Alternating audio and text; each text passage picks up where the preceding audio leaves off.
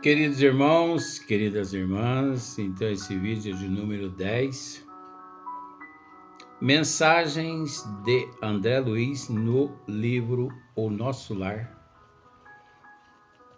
A mensagem anterior foi o prefácio de Emmanuel, você sabe, né? Mas eu gosto de repetir. Por que eu gosto de repetir? Porque a obra não é nossa. A obra, o título, Nosso Lar, né? Pseudônimo intitulado André Luiz, pseudônimo de André Luiz. Então, eu não posso deixar de dizer todos os dias o nome desses seres, com toda honra, toda glória, né? Respeito a esses seres maravilhosos. Então, essa mensagem de André Luiz, que não deixa também de ser um prefácio da obra, porque prefácio aqui eu percebo que não foi só o de Emmanuel. Essa mensagem de André Luiz também é um prefácio. Pois eu vou repetir aqui: avoluma-se em expressão e purifica-se em quantidade, antes de encontrar o oceano eterno da sabedoria.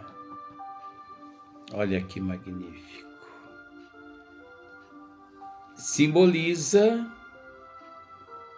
a alma, né?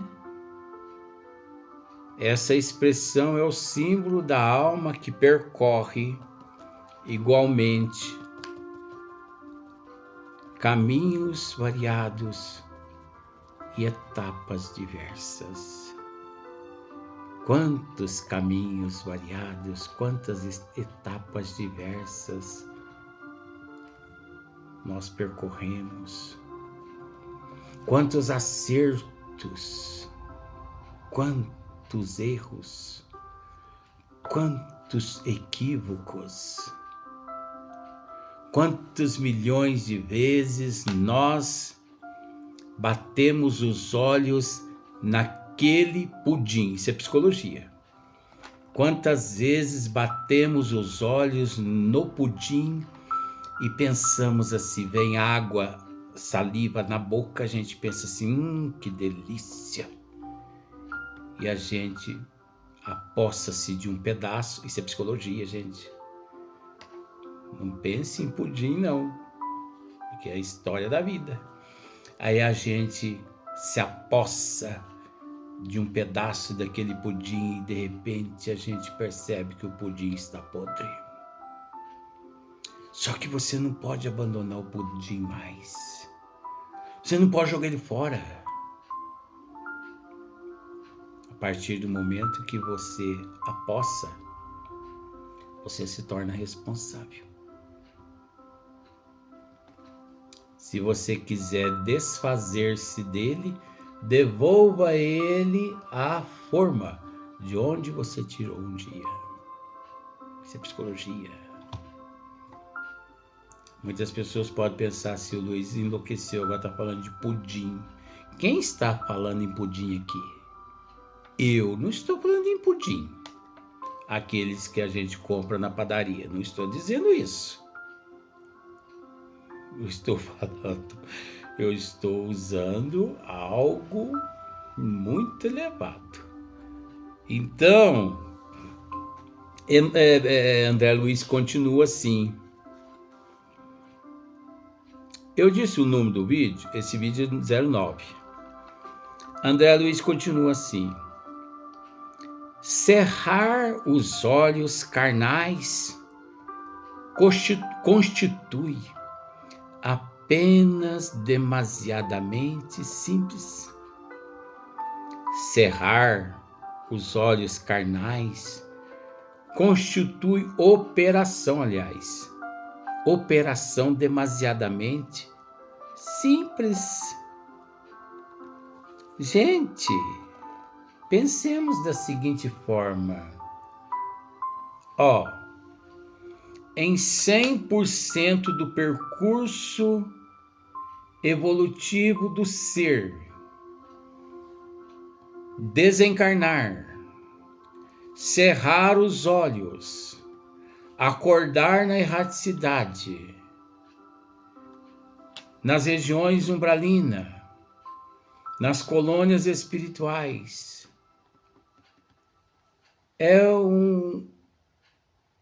é uma centelha perante 100%.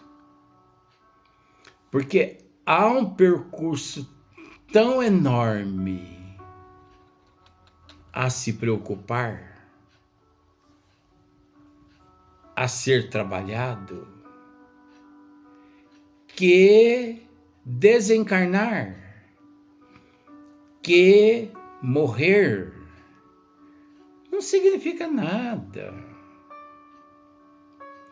Deus é tão misericordioso, mas tão misericordioso, disse Chico Xavier um dia,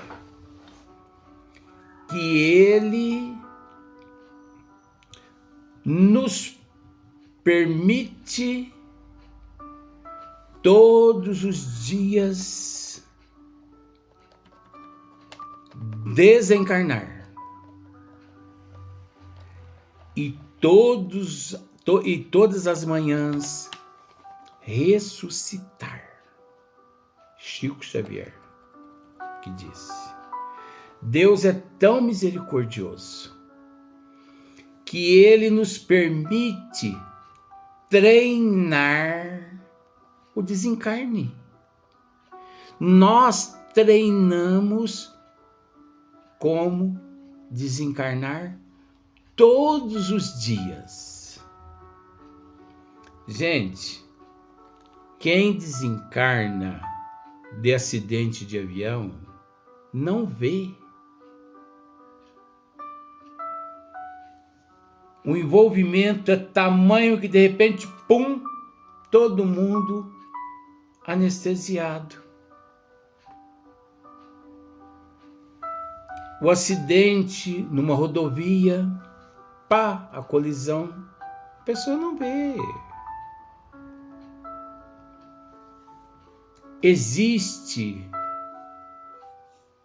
uma bênção divina que parece que antes do impacto do corpo físico, antes do choque do corpo físico, parece que o espírito prevê e ele salta fora e adormece, em muitos casos, é lógico. É lógico. Então, cerrar os olhos carnais constitui operação demasiadamente simples. Operação, né? Aí André continua. Permutar a roupagem quer dizer mudar de roupa, trocar de roupa. Permutar significa mudar, trocar e por aí em diante vai. Então, permutar a roupagem física não decide o problema fundamental da iluminação. Não. Se o indivíduo aqui é mau, ele continua mal de lá. Se o indivíduo aqui é bom, ele continua bom de lá. Se o indivíduo de cá é ignorante, ele continua ignorante. Se o indivíduo bebe, fuma de cá, ele continua bebendo e fumando de lá. Se o indivíduo ele é traficante de cá, ele continua traficando de lá. Se o indivíduo é de boa índole, é de cá, ele continua de lá. Depende de tudo que o indivíduo de cá faz. Depende de tudo. Permutar a roupagem física não decide o problema. Mudar de roupa, desencarnar, trocar, né, de corpos físicos, não decide o problema. Não pensemos que o indivíduo evolui no plano espiritual, porque ninguém, tendo necessidade do reencarne, ninguém evolui no plano espiritual. Nós evoluímos aqui no corpo físico. Vou tentar explicar. Nós evoluímos aqui. Nós quitamos os nossos débitos aqui. Nós resgatamos as nossas dívidas aqui. Nós enfrentamos as provas aqui. Não existe provas e expiações na erraticidade. Existe aqui. Por que aqui? Porque aquela alma, aliás, aquele espírito ainda necessita passar por esse crivo, o crivo da razão. Ele ainda necessita. Então, depois que eu tudo expiar, depois de mim, depois que eu provo tudo, resgatei tudo que tinha que resgatar. Porque nós nos contaminamos nos reinos pelos quais nós percorremos na evolução. Vegetal, animal, né? Mineral, vegetal, animal, nós nos contaminamos. E é natural que todo contaminado precisa se lapidar. Todo impuro, toda pessoa que está suja, ele precisa se limpar. Ele precisa tomar um banho. Então ele reencarna para tomar um banho, ele reencarna para se lapidar, para se purificar, para se desintoxicar e por aí em diante. Então não pense que você, no plano espiritual, conseguirá quitar os teus débitos para com os teus obsessores, que não. O muito lá, o que os mentores nos auxiliam é que nos programemos para o retorno aqui ao corpo físico. Porque é aqui, como se diz o ditado, é aqui que o bicho pega. É aqui que nós somos testados. Porque aqui nós enfrentamos o véu do esquecimento do passado. É aqui que nós enfrentamos o livre-arbítrio. E nós precisamos, porque o livre-arbítrio e o véu do esquecimento do passado são dois atributos que nos põem naquela condição como se estivéssemos iniciando tudo. Como se estivéssemos. Enganam-se quem pensa que iniciamos tudo, porque não iniciamos tudo. Porque se levantar o véu ali, deparamos com histórias e mais histórias escabrosas, horripilantes. É assim mesmo. Mas o véu do esquecimento do passado e o livre-arbítrio nos causa essa impressão de que começamos aqui no corpo físico, através da nova reencarnação, do zero. Mas nós não começamos do zero. Por que que nós não começamos do zero? Porque, vejamos, em uma família com 4 filhos, cada um tem um gosto. Cada um gosta de uma coisa. É a desigualdade evolutiva. Em 4 filhos, um não gosta do outro, o outro não gosta do outro e por aí em diante. E a repulsa aqui na Terra? Quantas mulheres casam com certos homens, mesmo sentindo por ele uma repulsa, mas parece que alguma coisa faz com que eles se casem.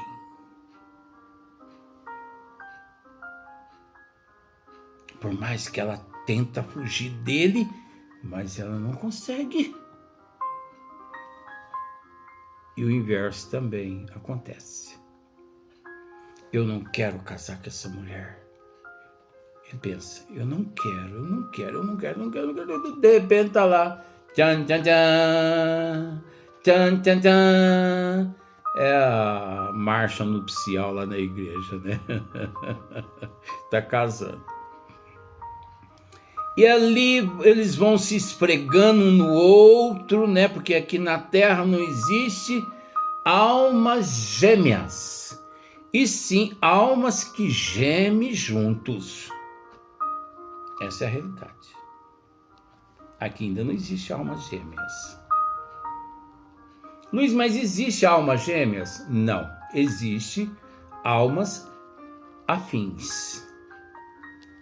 Almas afins. Almas que se respeitam. Almas que seu amor pela outra são incondicional. Não exige, não cobra, não pune. Não tem ciúme, não tem nada, não sente nada pelo outro. Só amor. Porque amor é o sentimento de libertação. Porque a partir do momento que eu sinto amor por você, eu não te amo. Aliás, desculpe. A partir do momento que eu sinto ciúme por você, eu não te amo. Me desculpe, tá? A partir do momento que eu sinto ciúme de você, eu não te amo. Porque eu penso que você é minha e que eu sou teu. E esse pensamento é negativo. Ninguém é de ninguém, meu bem. Nós estamos juntos pela lei de atração. Nós nos prejudicamos muito em existências passadas. E graças à reencarnação, reencontramos para expiar aquilo que nós praticamos, cometemos uns contra os outros em outras existências. Depois que expiamos, cada um pode seguir o teu rumo. Um vai para a direita, outro vai para a esquerda, porque no universo não existe direita e esquerda não, tá, gente? Aqui eu estou só inventando esse termo, direita e esquerda. O universo não existe direita e esquerda, alto e baixo. Pronto. Mas depois que nós espiamos, o marido e a mulher espia um para com o outro, sigam suas vidas conforme quiserem. Cada um vai para um lado. Mas quer um conselho? Depois que você espiar a tua dívida, depois que você espiar tudo, junta ao teu marido e junta a tua esposa. Espiou tudo, espiei. Que você tiver a oportunidade de ir para um lado e ela para o outro, siga ao lado dela. Conselho de amigo. Sabe por quê? Porque se você segue sozinho, você vai encontrar sarna para coçar. Só não precisa rir também não, vó. Essa é a realidade. Você vai encontrar sarna para coçar, diferente. Você vai encontrar outra sarna para coçar diferente, que é o seu marido. Foi o seu marido. Então continuem juntos, trabalhando juntos para Deus. Servindo a Deus, servindo a Jesus, juntos. Não na condição mais de maridos e mulher, porque esse termo deixará de existir um dia na nomenclatura do Pai. Deixa de existir na nomenclatura do Pai. Esse termo é para nós aqui na Terra. Nos mundos sublimes já não existe mais. Enfim, tantos mundos aí que nós conhecemos que já não existe mais esses nomes, esses termos, minha esposa, meu esposo, meu filho, minha filha. Existe almas afins. Existe irmãos que souberam se respeitar, que continuam juntos. Então, por exemplo, vou dar um exemplo. Eu não sou casado, né? Já fui casado, mas hoje, graças a Deus, no bom sentido. Graças a Deus, no bom sentido. Porque eu tenho uma certa liberdade a mais para agir de acordo com os desígnios de Deus. Mas, se eu fosse casado, então na eternidade, eu ia estar do lado da minha esposa, daquela que um dia foi minha esposa aqui na Terra, ao lado de uma amiga, ao lado de um amigo. Você entendeu? Sem ciúme, sem exigência, sem nada. Ah, mas e se ela paquerasse alguém e eu paquerasse alguém? Lá não existe esses sentimentos mais, gente. Lá não existe essas necessidades mais. Isso já ficou para trás, você consegue me entender? Lá não existe essa necessidade de paquerar mais ninguém, de abraçar e beijar mais ninguém, de desejar alguém. Lá não existe mais isso. Lá só existe o sentimento puro da benevolência, da indulgência, do amor e da caridade.